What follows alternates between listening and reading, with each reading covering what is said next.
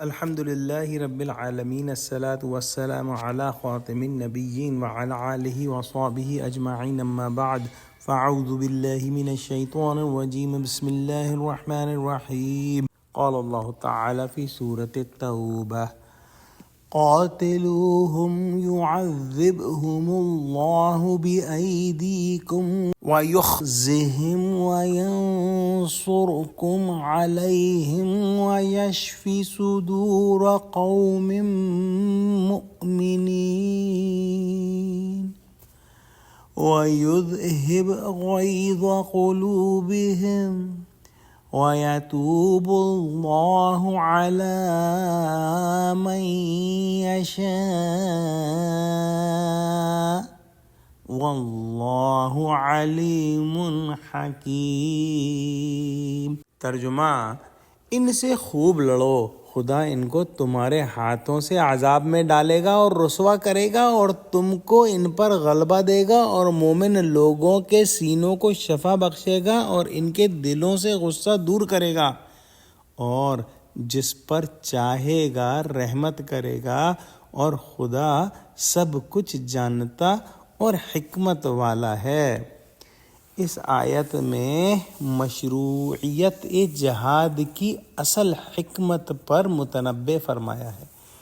قرآن کریم میں اقوام ماضیہ یعنی پچھلی قوموں کے جو قصے بیان فرمائے ہیں، ان سے ظاہر ہوتا ہے کہ جب کوئی قوم کفر و شرارت اور انبیاء علیہم السلام کی تکذیب و عداوت میں حد سے بڑھ جاتی تھی تو قدرت کی طرف سے کوئی تباہ کن آسمانی عذاب ان پر نازل کیا جاتا تھا، جس سے ان کے سارے مظالم اور کفریات کا دفعتاً خاتمہ ہو جاتا تھا۔ کوئی شبہ نہیں کہ عذاب کی یہ اقسام بہت سخت، مہلک اور آئندہ نسلوں کے لیے عبرتناک تھیں، لیکن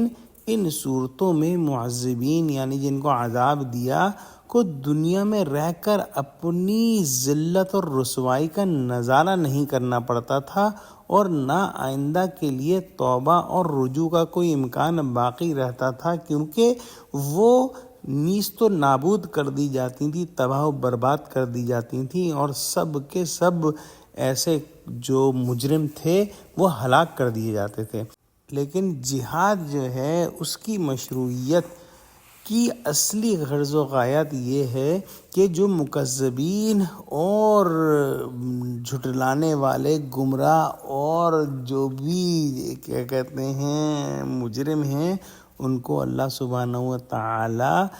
بجائے بلا واسطہ عذاب دینے کے لیے اپنے مخلص اور وفادار بندوں کے ہاتھ سے سزا دلوائے۔ سزا دہی کی اس صورت میں مجرمین کی رسوائی اور مخلصین کی قدر افزائی زیادہ ہے۔ وفادار بندوں کا نصرت اور غلبہ اعلانیہ ظاہر ہوتا ہے اور ان کے دل یہ دیکھ کر ٹھنڈے ہوتے ہیں کہ جو لوگ کل تک انہیں حقیر اور ناتواں سمجھ کر ظلم و ستم اور استہزاء و تمسخر کا تختہ مشق بنائے ہوئے تھے، آج خدا کی تائید و رحمت سے انہی کے رحم و کرم یا عدل و انصاف پر چھوڑ دیے گئے ہیں۔ کفر و باطل کی شوکت و نمائش کو دیکھ کر جواہل حق گھٹتے ہیں یا جو ضعیف و مظلوم مسلمان کفار کے مظالم کا انتقام نہ لے سکنے کی وجہ سے دل ہی دل میں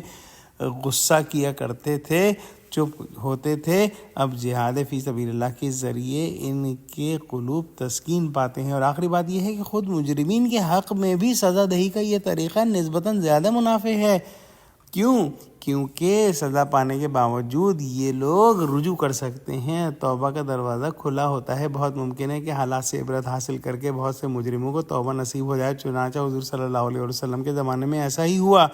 کہ تھوڑے دنوں میں سارا عرب صدق دل سے دین الہی کو قبول کر گیا۔ آخر میں بیان فرمایا کہ ہر ایک کی حالت کو اللہ سبحانہ وتعالیٰ جان کر حکمت کا معاملہ فرماتے ہیں اور ہر زمانے میں